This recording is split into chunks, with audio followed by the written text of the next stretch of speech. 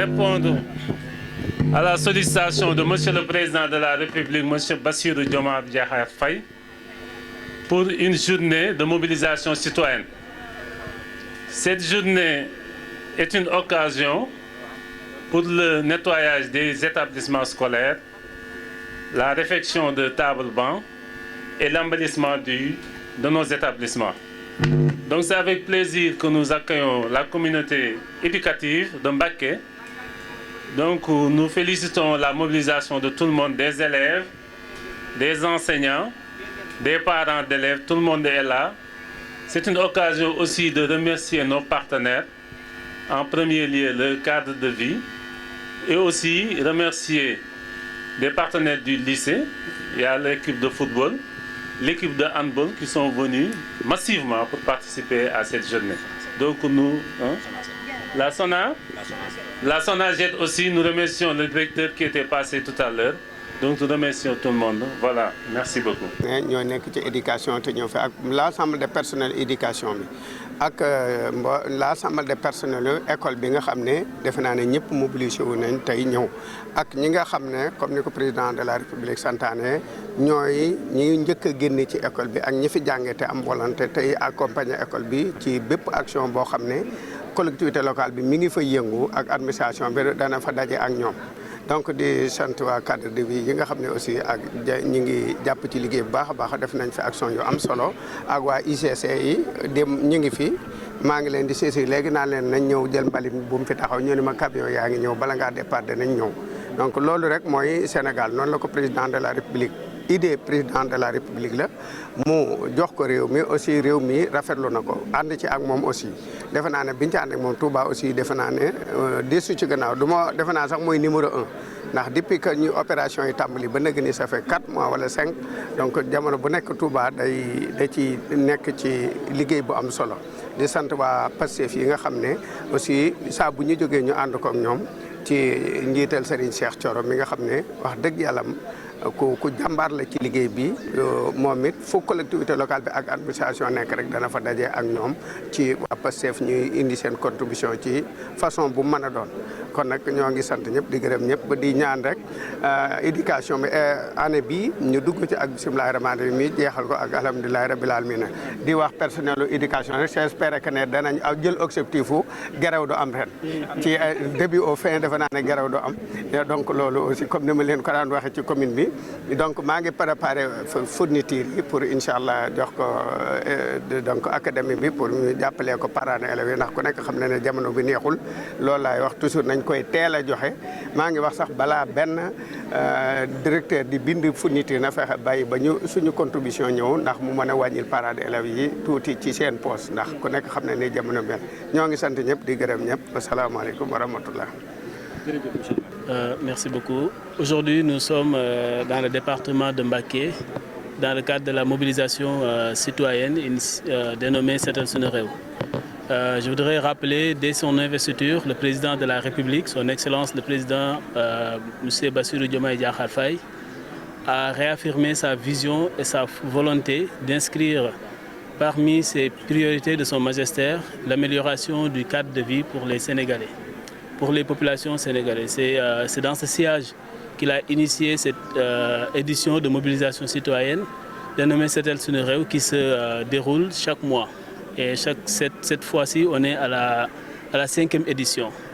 Donc, je voudrais aussi rappeler chaque édition est organisée par un ministère ou des ministères. Pour cette édition, il y a 3 ministères qui l'ont organisée, à savoir le ministère de l'Éducation nationale, le ministère de l'Enseignement supérieur et le ministère de la formation professionnelle. Et l'objectif ou le thème utilisé, c'est Setal bërëbu jàngukaay yi. Donc si on améliore le cadre de vie de nos écoles, cela veut dire qu'on va augmenter non seulement la sécurité de nos enfants, mais aussi améliorer l'esprit même de travail qu'ils ont au niveau de ces établissements. Je voudrais, à l'entame de mes propos, remercier d'abord le préfet de Mbacké et le sous-préfet de l'arrondissement de Ndam, qui depuis le début, il y a au moins une semaine, on est en train de travailler sur cette opération pour l'acheminement de tous les matériels qu'ils auront besoin pour mener à bien ces opérations. Ensuite aussi le déploiement des agents que nous avons amenés ici. Donc à travers cela, je vais remercier les agents de cadre de vie et en même temps aussi remercier les agents de la Sonaget avec qui on est dans le même programme. Depuis ce matin, nous avons visité 5 écoles. Nous avons visité le CM Gaïndé Fatma, nous avons visité aussi le lycée de Mbacké, le CM 4 et aussi le dernier qu'on a fait pour faire des plantations. Donc nous avons fait 2 opérations de nettoiement au niveau des écoles, mais aussi de plantation. Donc c'est le moment de remercier tous les acteurs. Les organisations communautaires de base, les ASC, les associations, les groupements de femmes, etc. Mais l'IF, je voudrais remercier aussi à travers ces associations, remercier l'IF et l'IA qui nous ont accompagnés aussi depuis ce matin. Donc voilà, donc il faut juste rappeler que le président de la République veut que cette initiative soit appropriée par les populations. Et qu'on n'est pas là juste pour autorité de venir... on peut venir magnifier, mais on n'est pas là juste pour faire de l'image, mais de permettre à la population de s'approprier cette initiative et que chaque mois, premier samedi de chaque mois, toutes les populations doivent sortir pour améliorer leur cadre de vie et nettoyer leurs environnements. En tout cas, je vous remercie. waaw ñi ngi sant bu baax tey jii ñi ngi ci département de Mbacké ngir amal li nga xam ne moom le président de la République bi nga xamee ni moom rek dafa yéeg ci yàlla jox ko nguur gi ci la di initier boole ko ci priorité yi gën a fonk mooy maanaam nan la ñuy ñoŋalee suñu nekkin mu bokk ci lim gën a fonk ba tax na mu waa di wax ni daa bëgg weer bu dee samedi ba ca njëkk sénégalais yëpp daal di génn daal di defar bu baax a baax nettoyer bu baax a baax seen nekkin ak leen wër ci loolu nag bu si ñu ngi ci juróomeelu édition te damay wax ni bu si nekk rek am na ministère bu koy organiser juróomeelu édition bi nag ministère yi ko organiser mooy ministère de l'éducation nationale ministère de l'enseignement supérieur ak ministère de la formation professionnelle maanaam ñi nga xam ne ñoo yor wàllum njàng mi ngir mën a waajal ubbite école bi nga xam ni ginnaaw suba lañ koy waajal donc liñ xam ni visité nañ ko mooy juróomi école tey waaye liñ def nga xam ne mobilisation am nañ ko ci école yu bari ëpp na juróom ci école yi nekk ci département bi yëpp nit ñi mobilisé wu nañ association yi mobilisé wu nañ pour non seulement nettoyer bu baax mais aussi jëmbat ay garab def nañ ko tamit ci école yi ñu visité. bu may avant may continuer damay remercier bu baax di nuyu le préfet de Mbacké et le sous-préfet de l'arrondissement de Ndam bi nga xam ne ñoom depuis lu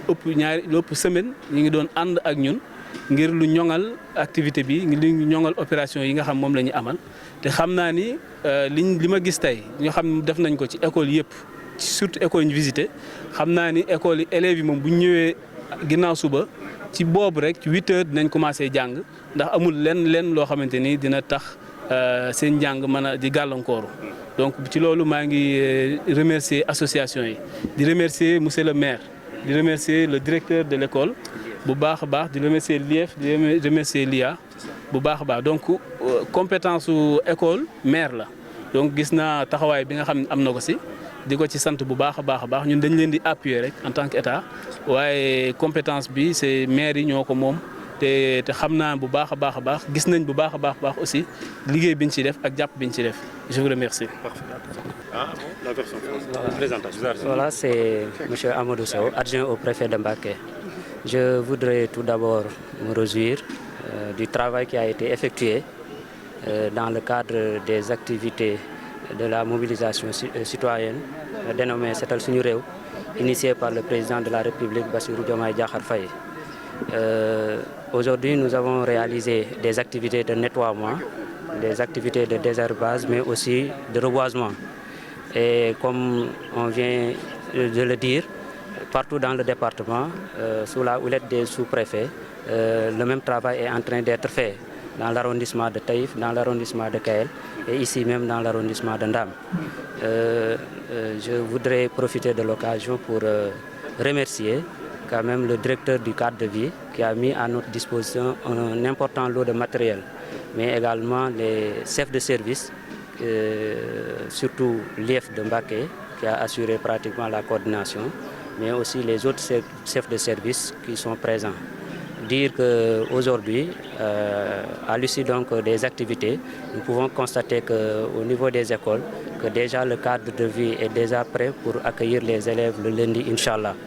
Il reste maintenant à lancer un appel aux parents d'élèves pour qu'ils puissent demander à leurs enfants quand même d'être présents le lundi pour que le concept Ubbi Tay Jàng Tay soit effectif. Je vous remercie. waaw maa ngi sant yàlla bu baax ci journée bi nga xam ne ñoo ngi ko doon def tey ñu jagleel ko set setal te président de la République Bassirou Diomaye Diakhar Faye initié ko bi mu ñëwee ci bopp réew mi tey nag jot nañoo def ay balayage nettoiement jot a def désherbage mais aussi reboiser niñ ko defee tey ci école Abdourahmane Mbacké noonu lañ ko defee ci département bi yëpp ci arrondissement wu Ndam arrondissement de Taïf mais aussi arrondissement de Kayel. di profiter ci occasion bi rek di remercier DG bu cadre de vie mi nga xam ne mettre na jox nañu ay jumtukaay yoo xam ne ay brouette ay pelle ay râteau ay hilaire yi nga xam ne moom moo ñu permettre tey ñu mën a def liggéey bu am solo bi nga xam ne def nañ ko. di wax rek ne li ñu gis bi ñu defee activités yi ba pare mooy école yi moom mën nañoo bu lundi jotee altine incha allah mën nañoo dalal xale yi. te tamit bu fekkee ne lépp yemb na xale yi mën nañoo commencer comme ni ñu koy waxee ubbi tey jàng tey loolu nag dama ci profité rek lancer un appel ci parents d'élèves yi ngir ñu wax seen doom yi altine nañu ñëw école indaale seen i matériel pour ñu mën a commencer njàng bi ndax disposition yëpp état bi jël na ko pour que ubbi tey jàng tey mu mën a nekk loo xam ne lu réel la maa ngi sant ñëpp di gërëm ñëpp merci beaucoup. léegi officiel dañu am benn photo taxaw am micro. Non, ça